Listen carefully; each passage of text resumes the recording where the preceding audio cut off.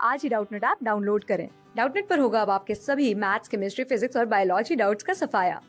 बस अपने क्वेश्चन की फोटो खींचो, उसे क्रॉप करो और तुरंत वीडियो सोल्यूशन पाओ। Download now. Hello guys, question में हमसे पूछा गया है why is phenol more acidic then ethanol. तो इथेनॉल के कंपैरिजन में फिनोल मोर एसिडिक क्यों है?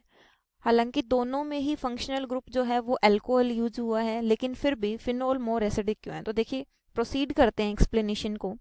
सबसे पहले हम फिनोल की स्ट्रक्चर ड्रॉ कर लेते हैं। बेंजीन रिंग के ऊपर अगर OH अटैच है, ये है फिनोल, ठीक है, एंड इथेनॉल होगा CH3CH2OH, ये रहेगा इथेनॉल, ठीक है।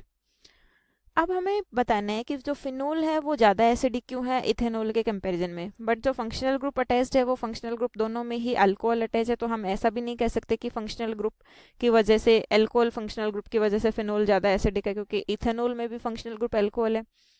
इसका जो रीज़न होता है, देखिए, फिनोल से अगर मैं फिनोक्साइड आयन की प्रिपरेशन करती हूँ, फिनोक्साइड आयन की प्रिपरेशन करती हूँ, फिनोल से फिनोक्साइड आयन कैसे बनता है? किसी भी बेस की प्रेजेंस में। किसी भी बेस की प्रेजेंस में मतलब कोई भी बेस अगर हम लेते हैं, फॉर एग्जांपल पोटेशियम हाइड्रोक्साइड ही अगर मैं बेस कंसिडर करूं, तो बेस का क्या काम होता है? Base abstract hydrogen. बेस क्या करेगा? हाइड्रोजन को एब्स्ट्रैक्ट करेगा, ठीक है। बेस हाइड्रोजन को एब्स्ट्रैक्ट करता है, यहाँ से हाइड्रोजन को निकालेगा तो H पॉजिटिव की फॉर्म में निकलेगा, तो यहाँ से क्या बनेगा? O के ऊपर क्या रहेगा? नेगेटिव चार्ज रहेगा। तो यहाँ से जो फिनोक्साइड आयन हमारे पास बना, वो फिनोक्साइड आयन कुछ इस तरीके से बनेगा, O के ऊपर नेगेटिव चार्ज रहेगा, ठीक है। अब इसकी resonating structures, different different resonating structure possible हैं यहाँ पे। देखिए, रेजोनेटिंग स्ट्रक्चर जो पॉसिबल है यहाँ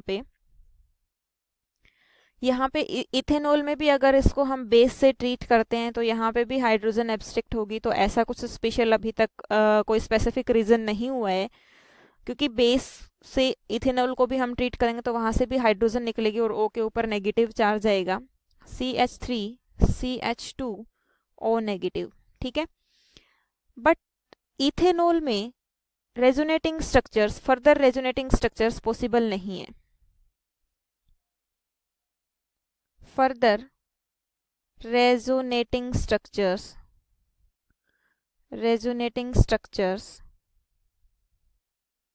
नॉट पॉसिबल, ठीक है। रेजोनेटिंग स्ट्रक्चर्स इथेनॉल में पॉसिबल नहीं है। ऐसा क्यों है कि इथेनॉल में फर्दर रेजोनेटिंग स्ट्रक्चर्स पॉसिबल नहीं है? क्योंकि इलेक्ट्रॉन्स का डीलोकेलाइजेशन नहीं है। इलेक्ट्रॉन्स का डीलोकेलाइजेशन नहीं है, ठीक है। इलेक्ट्रॉन्स का डीलोकेलाइजेशन पॉसिबल नहीं है, क्योंकि कोई भी डबल बॉन्ड नहीं है। डबल बॉन्ड नहीं होगा तो कोई भी इलेक्ट्रॉन का डीलोकेलाइजेशन नहीं होगा। यहाँ पे इलेक्ट्रॉन का डीलोकेलाइजेशन नहीं होगा तो रेजोनेंस भी नहीं होगा, तो यहाँ पे रेजोनेंस भी पॉसिबल नहीं है। हालांकि जो फिनोक्साइड आयन है, इसकी हमारे पास further different different resonating structures हम बना सकते हैं। कैसे पॉसिबल है देख लेते हैं एक बार। इधर देखिएगा, O नेगेटिव है, ठीक है। तो इसकी रेजोनेटिंग स्ट्रक्चर्स अगर मैं ड्रॉ करती हूँ तो देखिए, इसका जो नेगेटिव चार्ज है, ऑक्सीजन के ऊपर जो नेगेटिव चार्ज है, तो ये अगर ये इलेक्ट्रॉन्स अपने इस बॉन्ड को दे तो यहाँ इस बॉन्ड के पास डबल बॉन्ड हो जाएगा, और ये इस बॉन्ड के इलेक्ट्रॉन अगर यहाँ पे शिफ्ट होते हैं तो यहाँ नेगेटिव चार्ज आ जाएगा। तो यहाँ से इसकी जो रेजोनेटिंग स्ट्रक्चर बन रही है, वो रेजोनेटिंग स्ट्रक्चर कुछ इस तरीके से बनेगी। यहाँ पे आ जाएगा डबल बॉन्ड और इधर इस कार्बन पे आ जाएगा नेगेटिव चार्ज, एंड यहाँ पे डबल बॉन्ड रहेगा। इसके पास फिर से भी रेजोनेटिंग स्ट्रक्चर की पॉसिबिलिटी है। रेजोनेटिंग स्ट्रक्चर कैसे पॉसिबल है? इसमें ये जो इलेक्ट्रॉन है, ये इलेक्ट्रॉन यहाँ पे इस बॉन्ड को डोनेट करे, एंड ये डबल बॉन्ड के इलेक्ट्रॉन यहाँ इस कार्बन पे शिफ्ट हों। तो यहाँ से जो रेजोनेटिंग स्ट्रक्चर बनी है हमारे पास, वो रेजोनेटिंग स्ट्रक्चर कुछ इस तरीके से बनेगी।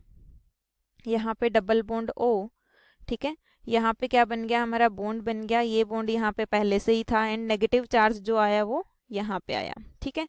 यहाँ पे फिर से फर्दर रेजोनेटिंग स्ट्रक्चर की पॉसिबिलिटी है। वो कैसे? ये जो इलेक्ट्रॉन है यहाँ पे, ये यहाँ इस बॉन्ड पे शिफ्ट होंगे तो यहाँ डबल बॉन्ड की फॉर्मेशन हो जाएगी। ये डबल बॉन्ड के इलेक्ट्रॉन यहाँ इस कार्बन पे शिफ्ट होंगे, तो देखिए यहाँ पे जो रेजोनेटिंग स्ट्रक्चर बन रही है, वो रेजोनेटिंग स्ट्रक्चर हमारी बनेगी इस तरीके से। यहाँ पे डबल बॉन्ड O रहेगा, ठीक है। यहाँ पे ये बॉन्ड पहले से ही था और बॉन्ड की फॉर्मेशन अब यहाँ पे हुई है एंड यहाँ पे क्या आया है हमारे पास नेगेटिव चार्ज, ठीक है। इसके बाद फर्दर इसमें रेजोनेटिंग स्ट्रक्चर की पॉसिबिलिटी है, इसमें एक रेजोनेटिंग स्ट्रक्चर हमारे पास फिर से बनेगी, ये इलेक्ट्रॉन्स यहाँ पे शिफ्ट होंगे और डबल बॉन्ड के इलेक्ट्रॉन्स ऑक्सीजन पे शिफ्ट होंगे, ठीक है। तो यहाँ से जो स्ट्रक्चर बनी वो स्ट्रक्चर इस तरीके से बनेगी, यहाँ पे ऑक्सीजन के पास नेगेटिव चार्ज आएगा, यहाँ पे डबल बॉन्ड आएगा, यहाँ डबल बॉन्ड आएगा एंड यहाँ पे डबल बॉन्ड आएगा, ठीक है। तो यहाँ पे देखिए कितने रेजोनेटिंग स्ट्रक्चर्स पॉसिबल हैं, 1 2 3 4 5 रेजोनेटिंग स्ट्रक्चर्स बन रही हैं यहाँ पे, ठीक है। 5 रेजोनेटिंग स्ट्रक्चर्स की फॉर्मेशन हो रही है यहाँ पे। तो इतनी रेजोनेटिंग स्ट्रक्चर्स की फॉर्मेशन यहाँ पे क्यों हो रही है, क्योंकि इलेक्ट्रॉन का क्या हो रहा है यहाँ पे, डीलोकेलाइजेशन।